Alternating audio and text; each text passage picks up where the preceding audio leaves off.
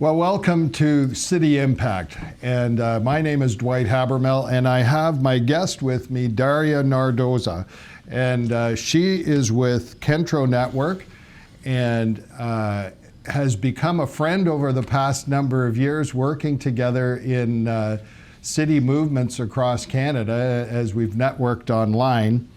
And Daria, it's just so awesome to have you here today. Thank you for taking the time to come. Yeah, I'm so grateful to be here with you guys, and it's been great getting to know you guys in Halifax and you, Dwight. So yeah, I'm grateful you're doing this. Well, we want to talk about city movements in Canada and what God's doing across our nation. And it is amazing, isn't it, Daria, what God is doing to draw the body of Christ together, to work towards health and harvest, to serve cities, and bring a clear demonstration and proclamation of the gospel. And it's exciting, isn't it? What great days to live in. Yeah, very exciting. Yeah. And, you know, you definitely have a significant part of that. Now, you've been serving the City Networks gathering that is here in Canada from the Kentro Network. What is Kentro? Yeah, so Kentro has been around for about 40 years, and they started as an organization that was connecting and uniting Canadian Christian charities that do international relief and development work. And we just started in the last year, because there's nothing like this that exists in Canada, but a Canadian domestic network that is connecting and uniting Canadian Christian charities that do local community development in Canada. And there's around 2,100 of them, according to our data, doing all different things on the ground within Christian community development. So we're sort of doing this pilot project to see if a network would be helpful to help connect these organizations. And with that, I also, part of my role is working with Canadian city networks. And so I've also been doing that for about 3 years. Dwight is part of our monthly call that we do. With about, there's about 20 cities that are engaged in this, in these monthly calls. So I've been doing that as well for the last few years. Wow, that's amazing. And there's cities right across the nation. There's Vancouver, there's Hamilton, there's Ottawa, there's Halifax, and myriads in between. It's really exciting. Yeah, and the neat thing too to say to that is that some are really big and some are really small, and some have been around for 20 years and others are just starting and figuring it out. So, all the people that are part of our monthly call do really have a heart for their city and trying to figure out how to better connect churches and serve their communities. Well, we're going to be talking about collective impact today. And that may be a term that some have heard and some have not heard that are listening today on the program. Can you describe what collective impact is all about? Yeah, sure. So this is something I'm pretty passionate about and have been involved with for a number of years.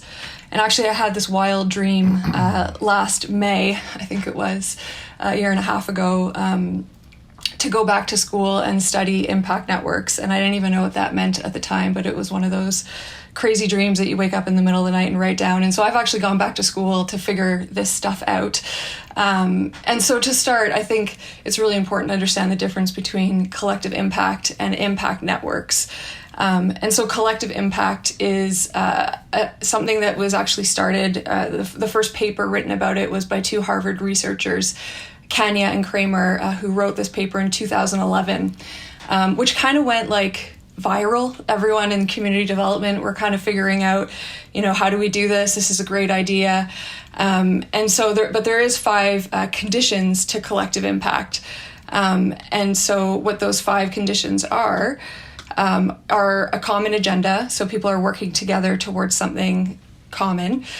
Continuous communication, mutually reinforcing activities, having a backbone support organization, and shared measurements. And so I'd say one of the best organizations writing and teaching on this in Canada is the Tamarack Institute. I think they're leading the way in this, actually, maybe even globally. They're Canadian organizations, but they would talk about 5 interconnected practices of community change, Tamarack would, and collective impact is one of those 5, which is really helping to mobilize collaboration across sectors for systemic change in a community. So the incredible thing about collective impact is that it really brings people together, from government, from community organizations, from foundations, from faith organizations, from the church, to really solve big problems that can't be solved on their own.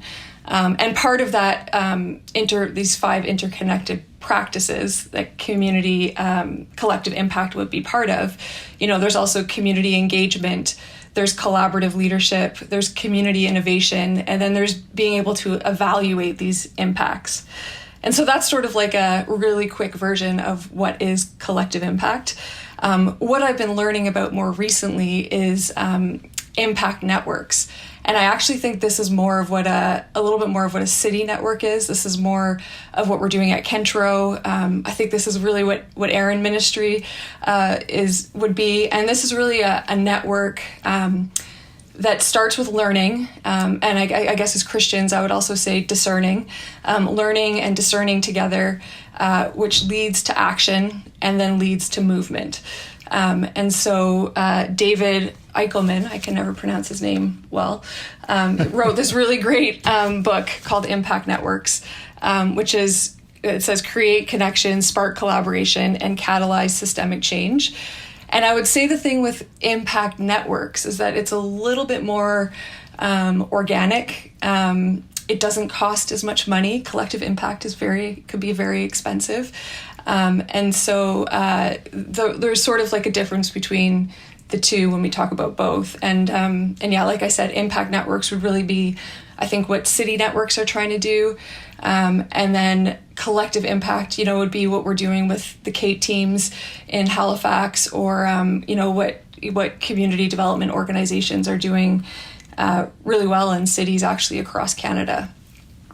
So you were involved in a collective impact initiative in Montreal, actually. Yes, yeah. So what drew you to that, and tell me how that all evolved? Yeah, so I helped start the West Island Network, which was a network of churches working together for the good of the community in the West End of Montreal. And as I was working with the churches and trying to learn about the community, I heard about the Table de Quartier, which there's 31 Table de Quartiers on the island of Montreal, which all have a core funding, and they're really they're doing incredible collective impact. And actually, so I went to my first Table de Quartier meeting, where they create priorities for the community, have roundtables. So as I showed up as the church in the city, and they just welcomed me incredibly. Like, they were just so happy I was there. My first food security roundtable meeting, they were like, could you tell me all the churches that have kitchens and are doing different things around food security? Because they were doing their collective impact project. They actually received $750,000 to do a collective impact project, and they were basing it around food security. So I kind of got really right involved with all things collective impact that the community was running and had gotten lots of funding to do. And I sort of represented the church as they tried to create asset maps and learn about some of the issues in the community, so that I helped facilitate the food security roundtable, our poverty reduction roundtable.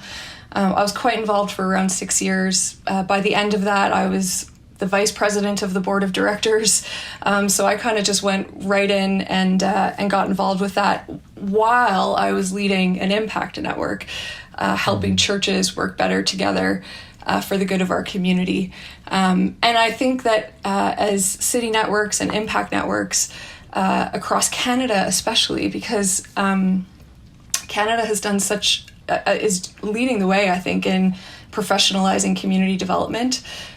We as a church just need to show up at the table, because every city has a table that's doing collective impact. And I think, being able to show up and contribute, people just are very welcoming of the church, and it's just a great opportunity for us. Wow, that is an exciting story to hear about, and it's amazing that carries on today, even though you're now involved in helping cities across Canada in a whole new, basically, way of serving and in the same movement. Tell me, your work is informed by skills and tools, and one of the tools that you've talked about is the 4 greats. Mm-hmm. What's that all about? What does it look like? What is it all about, and how does it inform collective impact? Yeah. So in my pursuit of going back to school to try to figure all these things out, I went back to the school I went to did my graduate studies in, and as I sort of told them what I wanted to learn about, people kept saying, "Have you met Eric Swanson?" And so, long story short, I met Eric Swanson, who lives in the United States. He wrote the book To Transform a City. He's now supervising my work, and he also helped found City Leaders Collective with someone named Rob Kelly, who leads a city network in Charlotte. And so Rob and Eric kind of came up with this framework to help, the struggle is as a city network leader is that you try to explain your day job and people don't really understand what you do. And so there's this framework that, in the center is transformed lives in cities, because that's what we want to see happen. The 4 greats are framed around seeing transformed lives in cities, but the Great Commandment, love God with all your heart, soul, mind, and strength, and love your neighbor as yourself. The Great Commission, making disciples of all nations. The Great Compassion, so serving your community, loving your community. And then the Great Collaboration, which is really doing all of that together in a city. And it's really what Jesus prayed for in John 17, that his church would be one. And so these 4 greats are kind of the framework that we use to be able to explain what we do in our city. And I think the amazing thing about it too is, as you think about these 4 greats, there's something that I'm trying to solve for my own life as an individual, how I'm loving God, how I'm making disciples, how I'm serving my community, and how I'm doing that together, maybe with my community group. It's something that we are solving as a church quite often, how we do these 4 things well. But then how do we do this as a city well, as the city church? Mm-hmm. And so this 4 greats framework is really something that we could use to figure out how we do this together for our city. Boy, that's such an exciting vision you're painting. And I can imagine that it isn't a cakewalk. You just don't step out there and everything easily comes together, and there are no obstacles or problems that you have to do that you have to press through. What kind of barriers do you see that are there when someone catches a vision to be able to advance a city network? Yeah, so barriers that I'm currently seeing in cities' struggles is disunity. And it's hard and sad as someone who really has a heart for unity. But as we all know, the polarization across our country is just becoming greater. The left is becoming more left and the right is becoming more right. And so that's definitely, we see that across cities, and the struggle even within churches, and the divide within churches. And I like to say that I try to live in the radical middle of all of that, which is hard. One of my favorite quotes, though, is Augustine, which I've been clinging to lately. In essentials, unity; in non-essentials, liberty; and in all things, charity. And if we truly want to see our cities transformed and flourishing, the whole impact network concept too, it's looking to what's the issue and how can we work together and focus on the issues and the assets, and not necessarily focus on what divides us. So yeah, I'd say that's been a hard barrier as of late. Well, despite the challenges that exist, what are some of the most rewarding aspects that you see for collective impact? Yeah. I mean, there's so many. And when you see a city start to, leaders in a city start to come together and pray and discern, and leaders that maybe have never connected before, I mean, that's exciting to see what God does through that. I also think with collective impact, I mean, some of my best ministry experiences and just loving others has been around those tables of working with government leaders, community leaders, and being able to represent the church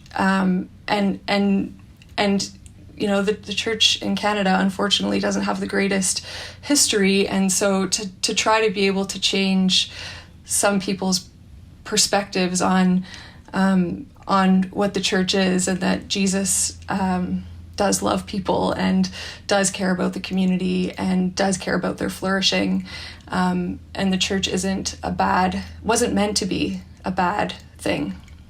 Mm-hmm. Well, if there's someone out there that's thinking about starting a network, where do they start? How do they get started, and what needs to be considered before they take a leap in bringing the body of Christ together? Yeah.